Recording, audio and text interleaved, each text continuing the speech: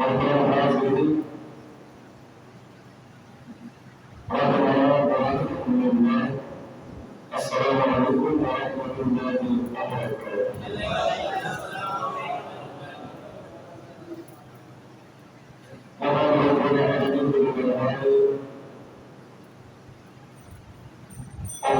শুকরিয়া জ্ঞাপন করছি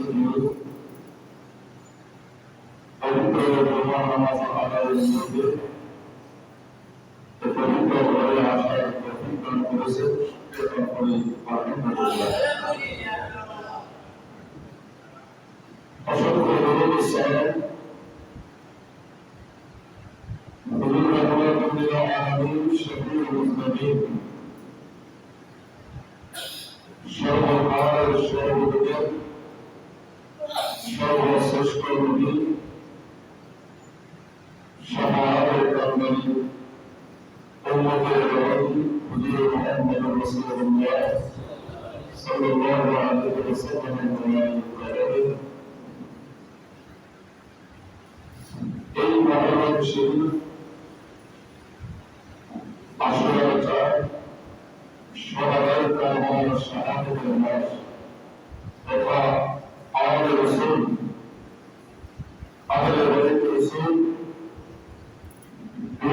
সাল্লাল্লাহু আলাইহি ওয়াসাল্লাম আওলাদের শাহাদাতের মাস। এই আমাদের বাইরে যারা ময়দানে কারবার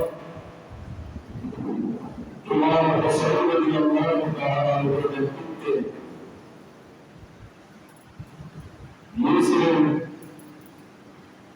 এই আদায়ের বাইরে নবীর পরিবারের আল্লাহ রাসূলের সাথে তাদের দোয়ারের সম্পর্ক রক্তের সম্পর্ক ওই আদায়ের বাইরে যাদের সম্পর্কে কোরআনুল কারীমে আল্লাহ আয়াত নাযিল করে ঘোষণা দিলেন যে আমার নবীর যারা আদায় করে নবীর ঘরের যারা সদস্য আমি আল্লাহ তাদেরকে পাক এবং পবিত্র রাখি। যত ধরনের রিলিজ যত নাফরমানি আছে যত অপবিত্রতা আছে যেমন শিরক এটা একটা অপবিত্র কাজ, কুফরি করা অপবিত্র কাজ, বিদআত করা অপবিত্র কাজ, মুনাফিকি করা এটা একটা নাফরমান অপবিত্র কাজ, মদ পান করা, শরাব খাওয়া অর্থাৎ যে কোনো ধরনের নাফাক থেকে যে কোনো ধরনের অপবিত্রতা থেকে স্বয়ং আল্লাহ জিল্লাহু আল্লাহ নিজেই ঘোষণা দিচ্ছেন যে রাসূল আপনার আহলে বাইতকে আমি আল্লাহ সমস্ত অপবিত্র থেকে পাক এবং পবিত্র রাখি। এটা হচ্ছে আহলে বাইতের একটা অন্যতম বৈশিষ্ট্য। আরেকটা বিষয় হচ্ছে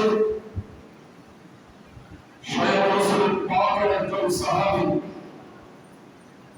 হযরত আবু যর গিফারী রাদিয়াল্লাহু তাআলা আনহু তিনি আল্লাহর খানায় কাবার বাইতুল্লাহ শরীফের গুলাম বাইতুল্লাহ শরীফের চাদর করে বলতেছেন সাবিকু রাসূলুল্লাহ সাল্লাল্লাহু আলাইহি ওয়াসাল্লাম বলেন যে আমি আমার নবীর জবান থেকে আমার নিজ কানে শুনেছি রাসূল বলেছেন তিনি আল্লাহর খানায় কাবার গিলাফ নবীর শপথ করে বলছেন যে আমি আমার রাসূলকে বলতে শুনেছি, আমি আমার নিজ কানে নবীর জবান থেকে এই কথাটা শুনেছি। রাসূল বলেছেন আল্লাহ ইন্না মাসালা আহলে বাইতি মিসলু সাফিনাতে নূহ আলাইহিস সালাম।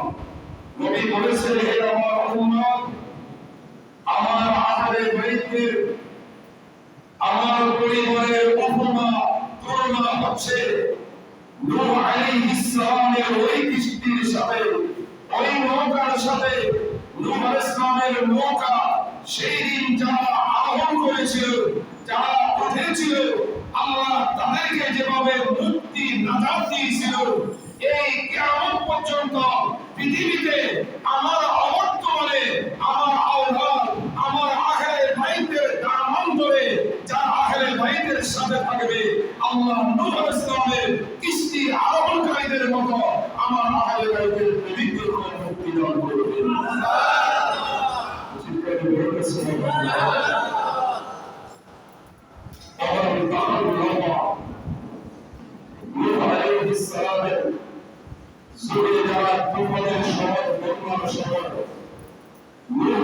কথা না শুনে যারা সেই দিন নৌকায় আরোহণ করে নেয় আল্লাহর পয়গম্বরের সাথে যারা নৌকায় যারা সেই দিন উঠে যায় আল্লাহ বলে হাহাকার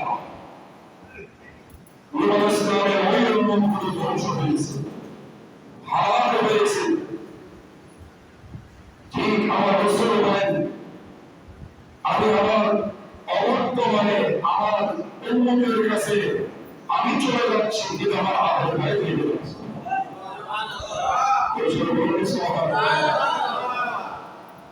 আমার আহলে বাইতের সাথে থাকলে আওলাদের বাপের সাথে থাকলে আমি নবীর আওলাদের দামান আদর্শ ধরে থাকলে তারা নাজাত মুক্তি পাবে। আর যদি নূহ আলাইহিস সালামের কিস্তি সেই দিন যারা রাখে নাই তারা যেভাবে হালাক এবং ধ্বংস হয়েছে পৃথিবীতেও আমার উম্মত যদি আমার আওলাদের আদর্শ থেকে সরে যায় আমার আহলে বাইত থেকে যদি দূরে যায় আমি নবীর আওলাদের সাথে যদি সম্পর্ক না রাখে তাদের পথে পথে যদি না থাকে নূহ আলাইহিস সালামের উম্মতের মতো তাদেরকে আমি পর্যন্ত ধ্বংস করতে পারবে। চিন্তা করো আলহামদুলিল্লাহ আহলে বাইতের নবীর সম্মান এবারেই মুক্তাদা আমার রাসূল হাদিসে বলেছেন চিন্তা করে সুবহানাল্লাহ। আমি কয়েকটি আহলে বাইতের বৈশিষ্ট্য বলবো। সর্বপ্রথম বৈশিষ্ট্য হচ্ছে উম্মতের মুহাম্মদী একটা নিয়ম হচ্ছে যারা গরীব যারা ফকির যারা মিসকিন তারা যাকাত দিতে পারে। এটা আমরা সবাই জানি। রাসূলের উম্মতের মধ্যে যারা গরীব অসহায় অভাবী যারা সাহিবে নিসাব নয় সম্পদের মালিক নয় যেই সম্পদের উপরে যাকাত দেওয়া ফরজ অতটুকু সম্পদের মালিক যারা নয় শরীরের বিধান তারা যাকাত দিতে পারে। এরা হলো ফকির মিসকিন শরীরের ভাষা। কিন্তু আল্লাহর রাসূলের হাদিস ইন্নামা হাযিহিস সাদাকাত রাসূল বলেন আমি নবীর জন্য এবং আমার আওলাদের জন্য আমার জন্য এবং আমার আওলাদের জন্য যাকাত খাওয়া বৈধ নয়। যদিও আমার আওলাদ গরীব হয় যদিও আমার আহলে বাইত ফকির হয় মিসকিন হয় কিন্তু আমার আওলাদের জন্য যাকাত খাওয়া বৈধ নয়। কেন? কারণ আমার আওলাদ হচ্ছে পার আর যাকাত ফিতরা এগুলো তো নেওয়া এগুলো খাওয়া আমার আওলাদের জন্য নিষেধ। সুবহানাল্লাহ সুবহানাল্লাহ। যাকাত ফিতরা এগুলো ফকির মিসকিনের জন্য তাদের জন্য বৈধ। কিন্তু আমার আওলাদের বৈশিষ্ট্য হচ্ছে আমি নবীর আওলাদ যদি হয়ে থাকে আমার আহলে বাইত যদি হয়ে থাকে ওই আহলে বাইতের পেটে ওদের শরীরে আমার উম্মতের আওলাদের জন্য আমার বংশের জন্য আল্লাহ পাক রব্বুল আলামিন তাদের পেটে এই যাকাত ফিতরা খাওয়া নাজায়েজ করে দিয়েছেন। সুবহানাল্লাহ।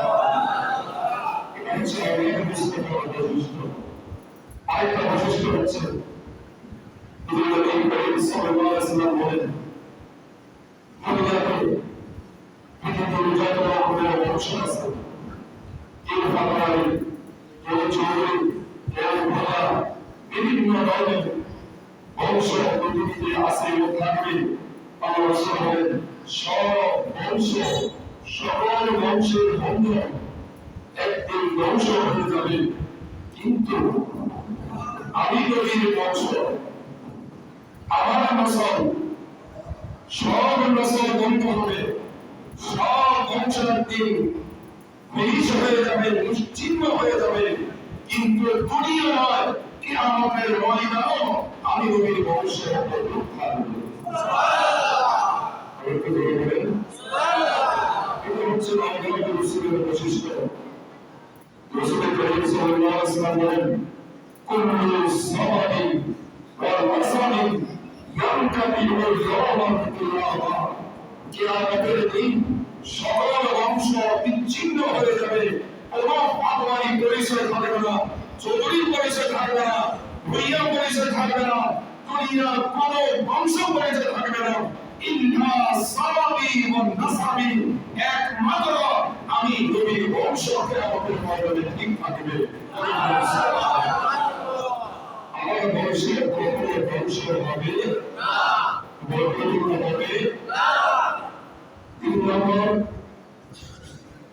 রাসূল করিম সাল্লাল্লাহু আলাইহি ওয়াসাল্লাম যারা বংশ, নবীর আওলাদ যারা, নবীর বংশ, দুনিয়াতে বংশ আল্লাহ তাআলা দিয়েছেন ছেলের মাধ্যমে। মানুষের বংশ জারি থাকে ছেলের মাধ্যমে, কিন্তু আমার রাসূলের বংশ, প্রিয় রাসূলের আওলাদ, প্রিয় নবীর বংশ আল্লাহ মেয়ে ফাতেমার মাধ্যমে কিয়ামত পর্যন্ত রাখবে। অন্য উম্মতের বংশ ছেলের মাধ্যমে জারি থাকে, ছেলের মাধ্যমে নসল থাকে, কিন্তু আল্লাহ রাসূল বলেন আমার বংশ একমাত্র আমার কন্যা ফাতেমা জাহরার মাধ্যমে আল্লাহ পৃথিবীতে আমার আওলাদ কিয়ামত পর্যন্ত রাখবে।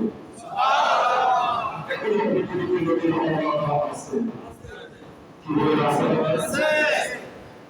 চার, সাহাবায়ে কেরামের আমল থেকে, সাহাবায়ে কেরামের যুগের ওই সময় থেকে আরবের গোটা আরবের মধ্যে একমাত্র ইমাম হাসান আর হোসেনকে, এই দুইজনকেই আরবের মধ্যে তৎকালীন আশরাফ তথা সৈয়দ বলা হতো। আর কাউকে সৈয়দ বলা হতো না, একমাত্র হাসান এবং হাসান এবং কি অন্য কাউকে সৈয়দ বলা হতো না, আশরাফ বলা হতো না। আল্লাহ রাসূল বলেন সহিহ বুখারীর হাদিস, যে ব্যক্তি সৈয়দ নয়, বর্তমানে পৃথিবীর কোন বাদে দিলাম, আমাদের বাংলাদেশেও সৈয়দের অভাব নাই, সৈয়দের অভাব নাই। সৈয়দ না হয়েও, আওলাদ রাসূল না হওয়ার পরেও নবীর আওলাদ না কিন্তু দাবি করে নবীর আওলাদ।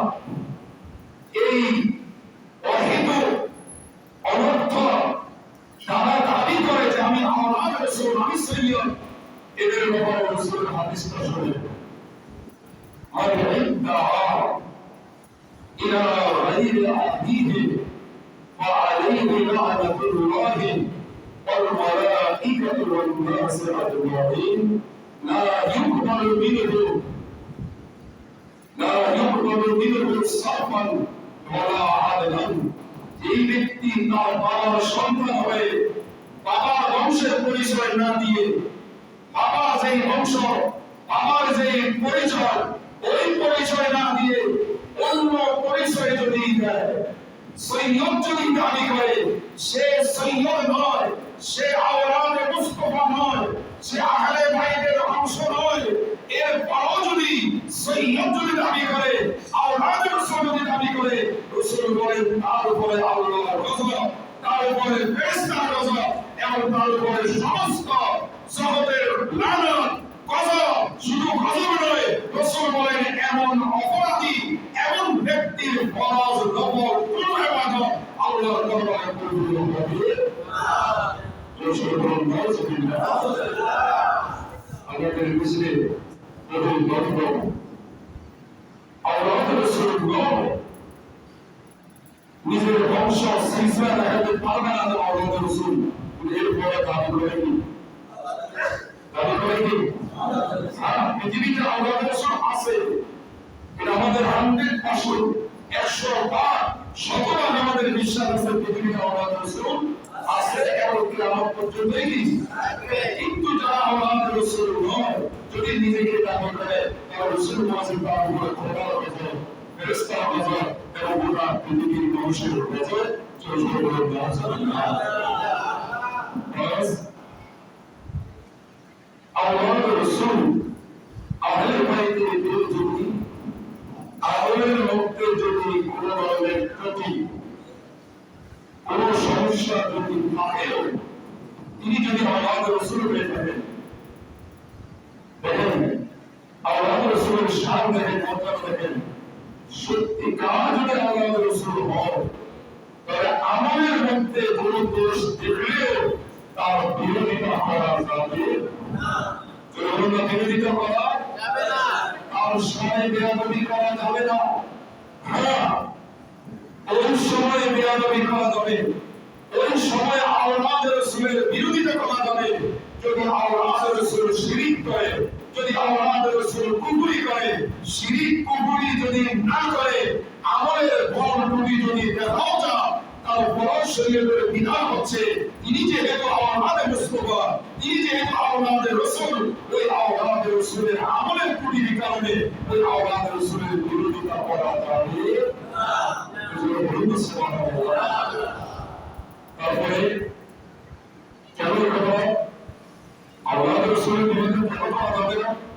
আমলের বৈধতা হলেও যেহেতু আল্লাহ রাসূল বলেছেন ইন্না ফাতিমাতা আহসানাত ফারজাহা ফাহাররামা আল্লাহু ওয়া যুররিয়াতাহা আলাল্লাহ।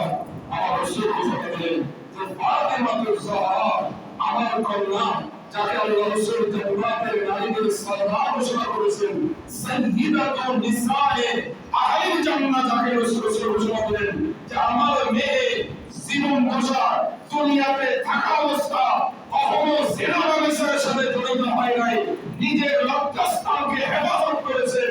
তাই আল্লাহ আমার ফাতেমার কারণে তার বংশধরকে কিয়ামত পর্যন্ত যারা ফাতেমার বংশে আসবে তাদেরকে আল্লাহ জাহান্নামের আগুন থেকে হেফাজত করবে। সুবহানাল্লাহ। আমরা রাসূল জাহান্নামের মধ্যে না, সুবহানাল্লাহ। এরপর আরেকটা বিশেষ হচ্ছে রাসূল করিম সাল্লাল্লাহু আলাইহি ওয়াসাল্লামের সাথে পৃথিবীতে আওলাদ রাসূলের বিদ্যমান, আওলাদ রাসূলের পৃথিবীতে থাকে, এই থাকাটা আল্লাহ রাসূল বলেন গোটা জমিনের জন্য নিরাপত্তা। আওলাদ রাসূলের কারণে আল্লাহ জগৎকে নিরাপত্তা দেয়। যেমন কোরআন কারীমের মধ্যে আছে সূরা আনফাল, মক্কার কাফের বেঈমানেরা আল্লাহর খানায় কাবা ধরে বলতেছেন, কোথায় বলেন আল্লাহুম্মা আমতির আলাইনা হিজারাতাম মিনাস সামা। আল্লাহ, আমরা তোমার নবীকে যখন মানি না, কোরআন যখন মানি না, ইসলাম যখন মানি না, তো তোমার নবী যদি হক হয়, তোমার রাসূল যদি সত্য হয়, আমরা যদি মিথ্যাবাদী হই, তা আমাদের উপরে আসমান থেকে পাথর দিয়ে, পাথরের বৃষ্টি দিয়ে আমাদেরকে ধ্বংস করো, অথবা অন্য আযাব দিয়ে ধ্বংস করো। যদি আমরা নাহক হই, আমরা যদি অসত্য হই, আর তোমার নবী যদি সত্য হয়, তা আমাদেরকে পাথর দিয়ে ধ্বংস করো। আল্লাহ সাথে সাথে আয়াত নাযিল করে বলতেছেন, ওয়া কানা আল্লাহু লিউআযিবাহুম ওয়া আনতা ফীহিম।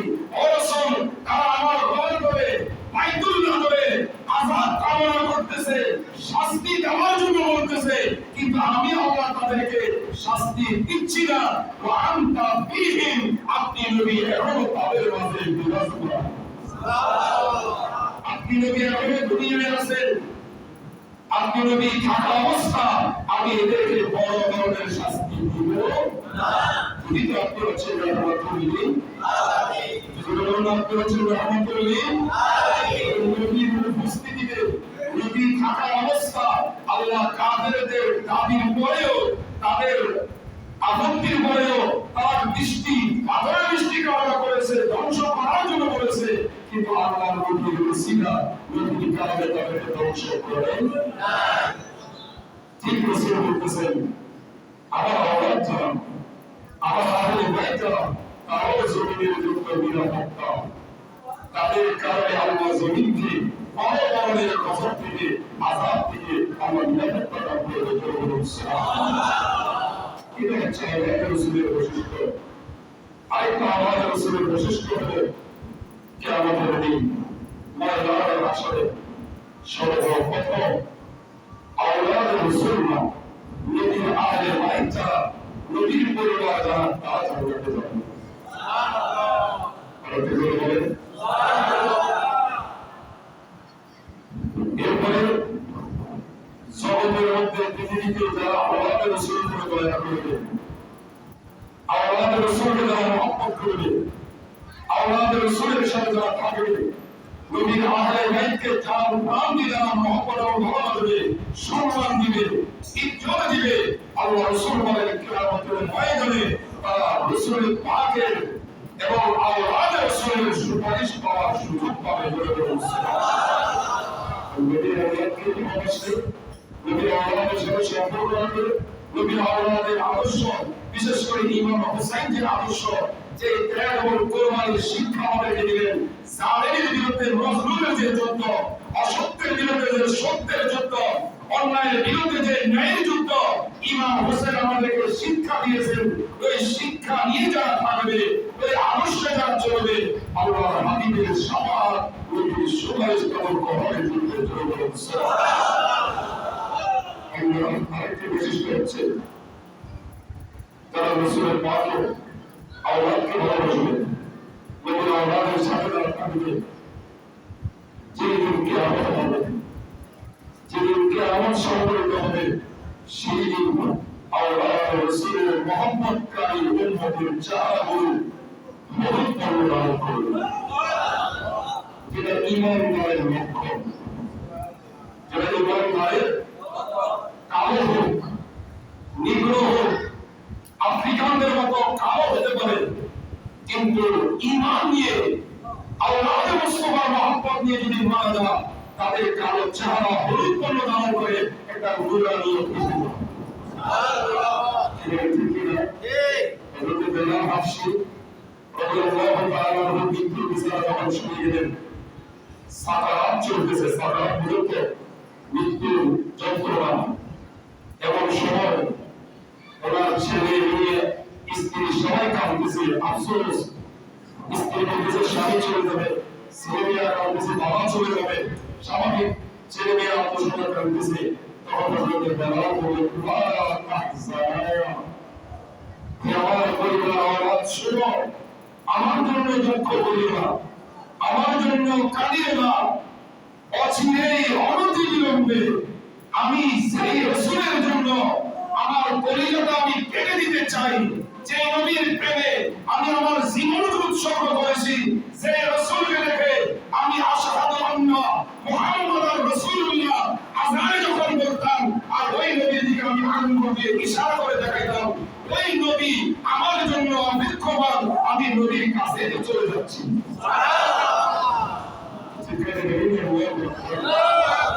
এই নবী আমাদের জন্য অপেক্ষমান, ঈশ্বর রাসূলের কাছে চলে যাবে, তাই তোমরা আমার জন্য চিন্তা করবে না। এই মৃত্যু হলো সৌভাগ্যের মৃত্যু, এই মৃত্যু হচ্ছে 12 লক্ষণের মৃত্যু। এই জন্য কালো হোক, নিগ্র হোক, আফ্রিকান মতো কালো হলেও ঈমান যদি থাকে, নবীর মহব্বত, আওলাদ মুস্তাফার মহব্বত, আহলে বাইতের মহব্বত, শুহাদায়ে কারবালার মহব্বত যদি উপরে থাকে, কালো হলেও তার চেহারার মধ্যে নূরানি একটা লাবণ্যতা আসবে। সুবহানাল্লাহ। বলেছেন যিনি মালিকের মাঝামাঝি বলেন যে আমার কাছে পৃথিবীতে 3টা জিনিস বেশি প্রিয়, বেশি প্রিয়, বেশি প্রিয়।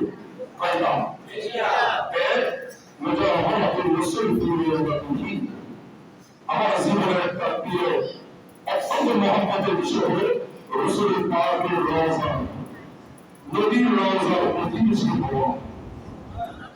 রাসূলের রওজার কি হওয়া? প্রতিবেশী হওয়া।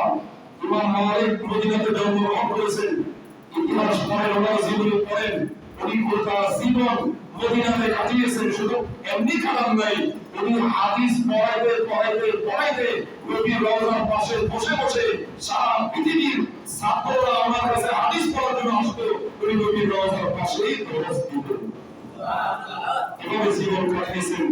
দুই নম্বর, মওলানা জামাতুল তুরবাতিহি ওয়া হুজরাতিহি, আমার নবীর হুজরা, নবীর যে রওজা মোবারকের যে কক্ষ, এটার নিকটে থাকা, এটা ইমাম মালিকের প্রিয়। ঠিক আল্লাহর মহব্বতের জিনিসটা আল্লাহ কবুল করেছেন। উনি মদিনাতে ইন্তেকাল করেছেন, আমার রাসূলের রওজা থেকে কাছেই জান্নাতুল বাকিতে ঢুকতেই বাম পাশে ইমাম মালিকের মাজার। নবীর মহব্বত কি ছিল? নবীর রওজার কাছে থাকা, নবীর রওজার আল্লাহ কবুল করেছেন। তিন নম্বর হয়েছে তাযীমু আহলে বাইতিহি ওয়া ইকরাতিহি, আমার সর্বশেষ প্রিয় বিষয় হলো নবীর আহলে বাইত যারা, নবীর পরিবার যারা, তাদেরকে সম্মান মহব্বত উজ্জ্বল করা। তো জোরে বলে এই আহলে বাইতের বৈশিষ্ট্যগুলো আমি ইবনে বলেছি, ওনাদের সাথে সাধারণ অভ্যাসের করে তুলনা আহলে বাইতুল শান, আহলে বাইতুল ইজ্জত, সম্মান, মর্যাদা আল্লাহ রাসূল এবং আল্লাহ এবং রাসূল এভাবে দিয়েছেন, আমাদেরকে সেগুলো স্মরণে রাখতে হবে। তাই সেই দিন আপনাদের আহ্বান করব, এই মহরমের মাস কারবালার ময়দানে আমার নবীর উপর দুইভাবে বিভক্ত হয়ে গেছে। একটা হচ্ছে হুসাইনি, আরেকটা হচ্ছে এজিদি। এজিদিরাও নামাজি ছিল, হুসাইনিরাও নামাজি ছিল। এজিদিদের মাথায় টুপি বাঁধা ছিল এবং মুখে দাঁড়িয়ে ছিল। হুসাইনি কাফেলার মধ্যে দাঁড়িয়ে ছিল, মাথায় টুপি পাগড়ি ছিল। হুসাইনের শিবিরে ওনাদের কাফেলাও আযান হয়েছে, নামাজ হয়েছে, জামাত হয়েছে। এজিদ যারা, তাদের কাফেলার মধ্যে আযান হয়েছে, জামাত হয়েছে, তেলাওয়াত সবই হয়েছে, কিন্তু তারা দুনিয়ার লোভে পড়ে, দুনিয়ার ধোঁকায় পড়ে তারা আমার নবীর আওলাদকে চিনতে পারে না, নবীর আওলাদের সম্মান দেয় না, নির্মমভাবে দাওয়াত দিয়ে। এমনিতে নয়, ইমাম হোসেন তো নিজের ইচ্ছা চায় নাই, দাওয়াত দিয়ে ওনাকে নিয়ে তারা গাদ্দারি করে, বেওয়াফাই করে, তারা ওয়াদা ভঙ্গ করে নবীর আওলাদকে নির্মমভাবে শহীদ করেছে। এই জন্য সেই দিন মুসলমান দুই ভাগে বিভক্ত, একটা হচ্ছে হুসাইনি, আরেকটা হচ্ছে এজিদি। আরেকটা কি? এজিদি। এই যে মার্কা মুসলমান পৃথিবীতে আছে, হুসাইনের আদর্শ মুসলমান পৃথিবীতে আছে। দুই পক্ষ থেকে কোন পথে বেছে নেবেন সেটা আপনারা করেছেন, সেটা আপনার ইচ্ছা। কি হুসাইনের পথে থাকবেন না এজিদের পথে থাকবেন, সেটা আপনার ইখতিয়ার, সেটা আপনার বিষয়। কিন্তু আমরা আপনাদেরকে হেদায়েত করে দেই, নসিহত করে দেই।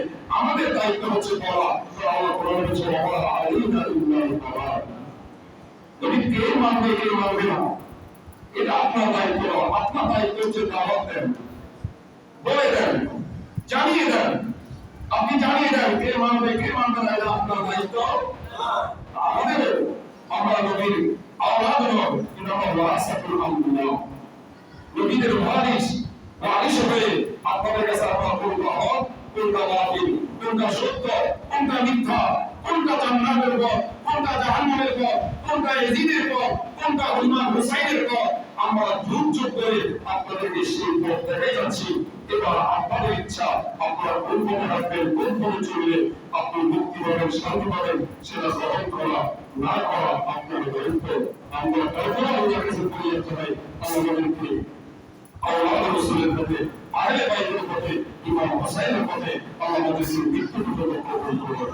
আমিন।